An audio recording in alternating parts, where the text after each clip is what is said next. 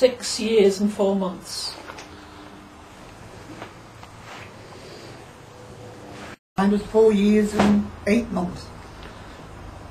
And I can remember, as if it was yesterday, sitting at the breakfast table, and there was a tannoy on the camp, and the announcement came over the camp that war had been declared, and all the children of the army personnel were to be evacuated. It didn't really affect me at all.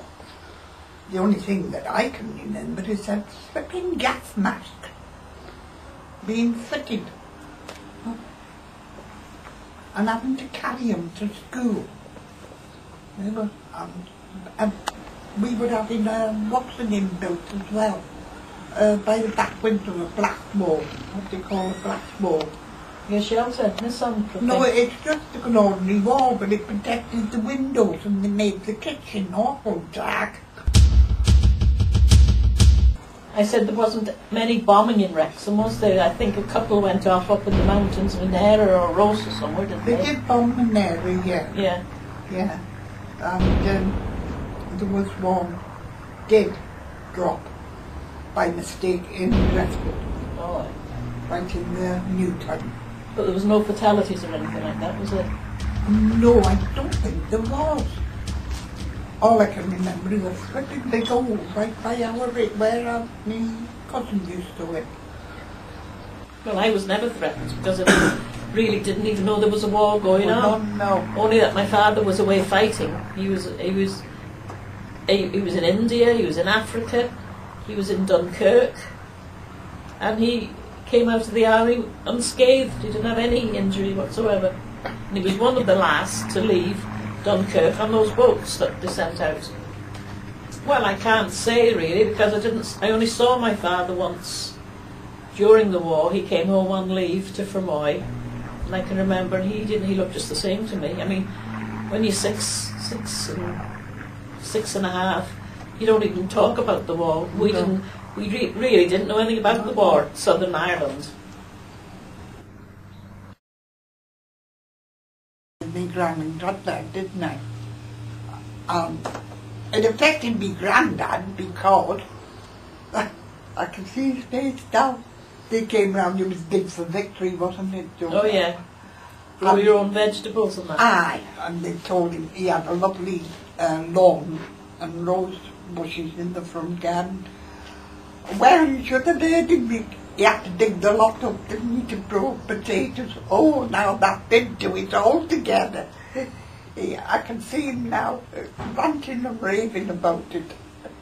You know, me gran, she would, I can see it now.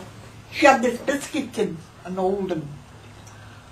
And you know, her insurance policies with her will and whatever. She kept all them in it. She kept all that in it. Now, as soon as the sirens went, That's what she'd grab.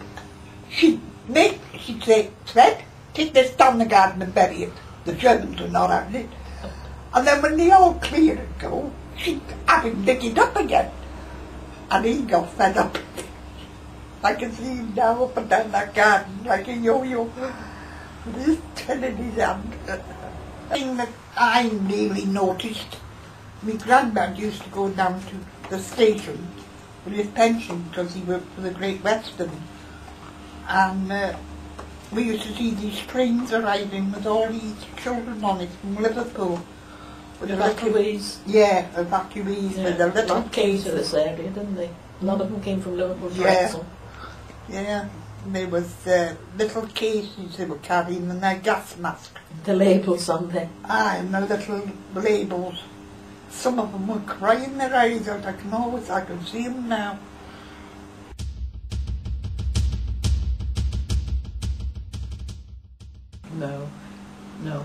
No rationing in Ireland. No. It was only when I came back from Ireland. When the war finished, my mother knew that my father would be coming out of the army and there would be no work for him in Ireland and we had to get back to England. And she had a friend living in Overton on Dee, Mrs. Stant, who she used to correspond with.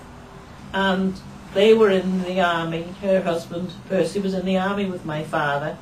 And when we were in married quarters before we went to Ireland, they knew me from when I was born. I was born in India. So my father was transferred to India in 1926. So she wrote to Mrs. Stant and asked, was there any chance she could get living accommodation for us, which she did.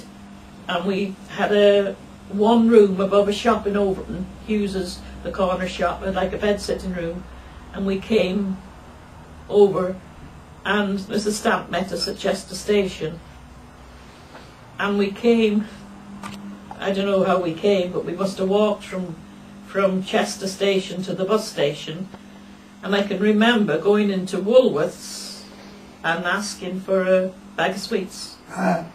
And when they gave me the sweets, they said, where's your coupons? I said, what coupons? I didn't know what they were talking about, because I was 12 then. I just turned 12.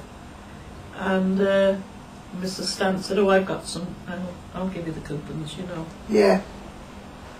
But that's how we came back. We came back to Overton and eat margarine. She would get the milk off, because in those days you had a pint of milk, and the top of the milk was that much of thick cream. So she would get the cream into a jam jar, tie it up, and shake the living daylights out of it until it turned into butter. Butter. She wouldn't eat margarine. We've never eaten margarine. I've never eaten margarine. No, my gran couldn't. And I always remember, because she used to send me to Meredith, which was her grocery shop, and I always had to go round the back with a note, and I used to wonder what on earth it was. Under the counter stuff. Yeah. To special customers. Mr. Meredith used to deliver it, and he always had her butter and her special tea, silver spoon tea. I always remember. They sell that now, silver spoon. Yeah, I'm sure I bought that from Sainsbury's this week. Yeah, silver spoon tea.